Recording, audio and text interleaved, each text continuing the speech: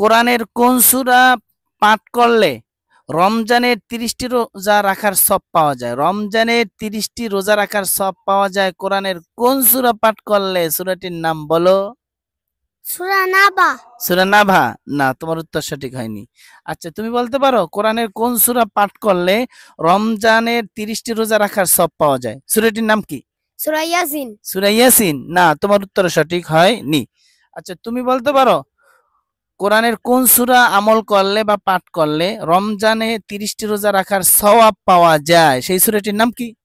সূরা রহমান। সূরা রহমান? না, তোমার উত্তরও সঠিক হয়নি। আচ্ছা, তুমি পারো কোরআনের কোন সূরা পাঠ করলে বা আমল করলে রমজানের 30টি রোজা রাখার সওয়াব পাওয়া যায়? সূরাটির নাম কি? এটা কিন্তু উল্লেখযোগ্য, পরিচিত এবং একটা রাত্র আছে, বলতে পারো। সূরা কদর। সূরা কদর?